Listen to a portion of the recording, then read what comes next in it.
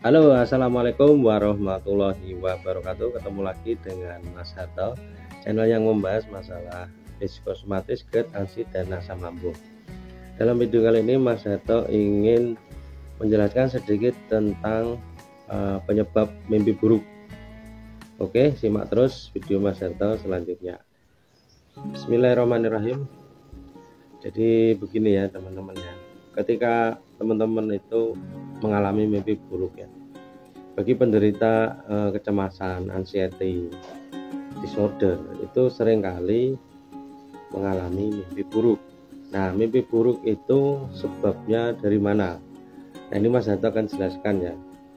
Jadi dalam teori psikologi itu ketika teman-teman ingin menghapus atau melupakan suatu peristiwa yang tidak mengenakan ya, peristiwa yang menjadi trauma batin teman-teman itu, peristiwa-peristiwa yang menjadi sumber penderitaan teman-teman itu, nanti teman-teman akan mengalami mimpi buruk. Nah, kok bisa?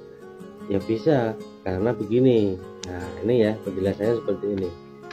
Jadi suatu peristiwa itu yang tidak mengenakan, yang sudah masuk ke dalam alam bawah sadar atau yang belum masuk ke alam bawah sadar, begitu teman-teman itu berusaha melupakan atau menghapus secara paksa.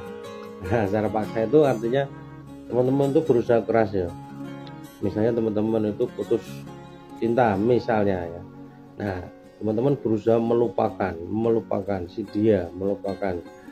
Nah, begitu teman-teman itu berusaha melupakan, dia akan masuk ke alam bawah sadar. Nah, itulah yang namanya peristiwa yang terjadi ketika teman-teman itu mengalami mimpi buruk.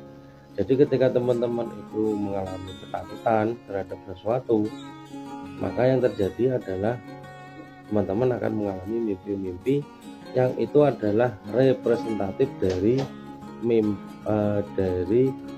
pikiran teman-teman sendiri. Jadi itu adalah representatif dari pikiran teman-teman sendiri ya. Jadi misalnya teman-teman takut terhadap sesuatu. Nah, ketika sesuatu itu akan dihilangkan atau dilupakan, maka dia akan masuk ke dalam alam bawah sadar. Nah, itulah sebabnya kenapa teman-teman sering mengalami mimpi buruk. Nah, terus gimana solusinya Mas Hato? Solusinya gini ya. Jadi suatu peristiwa itu tidak perlu dilupakan, tidak perlu dihapus ya. Yang penting teman-teman alihkan saja titik fokus pikiran itu ke hal yang lain. Nanti secara alamiah dia akan hilang dengan sendirinya dan tidak akan masuk di alam bawah sadar. Itu teman-teman. Jadi kalau teman-teman itu mengalami suatu peristiwa yang tidak mengenakan, yang membuat teman-teman trauma dan membuat itu sebagai pemicu dari kecemasan, nah itu jangan dilawan ya, jangan dihapuskan, jangan dihilangkan atau dilupakan, tapi cukup dengan mengalihkan pikiran ke hal lain. Nah itu ya teman-teman ya.